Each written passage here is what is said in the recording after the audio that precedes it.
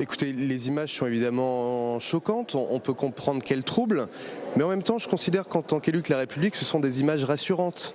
Des images rassurantes qui démontrent que la justice est la même pour toutes et tous, qui démontrent que ce n'est pas parce que nous avons été président de la République que nous sommes condamnés dans le cadre d'un débat judiciaire contradictoire. Monsieur Sarkozy a eu 12 ans pour se défendre, le jugement est motivé par 380 pages, l'accusation est déclaré par une juridiction indépendante.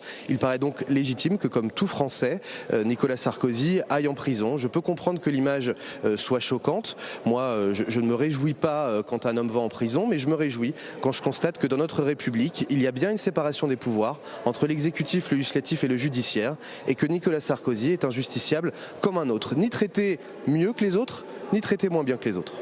Et sur l'image à l'international, Romain Eskenazi, évidemment, comme nous tous, vous êtes attaché à l'image que renvoie notre pays, qui voit pour certains de plus loin cette affaire et pas les détails du procès, et qui voit un ancien président de la République, malgré tout, mis derrière les barreaux. Est-ce que vous y pensez que la France en ressort grandie, comme vous dites, c'est-à-dire une démocratie qui a fait son travail, ou à l'inverse, qu'elle en sort rabaissée et même abîmée ? Pour moi, ce qui a abîmé la démocratie, chère madame, c'est le fait qu'un ancien président de la République soit condamné pour association de malfaiteurs, avec des faits qui ont été démontrés, des faits qui ont été jugés. Moi, ce n'est pas le fait que l'ancien président de la République aille en prison qui me choque. Ce qui me choque, c'est qu'il soit déclaré coupable des faits qui lui sont reprochés. À partir du moment où on est coupable des faits qui nous sont reprochés, il est normal qu'on aille en prison. Donc oui, moi, en tant que député de la Nation, j'aurais préféré ne pas voir un président de la République aller en prison. Mais pour cela, je ne fais pas le grief au juge.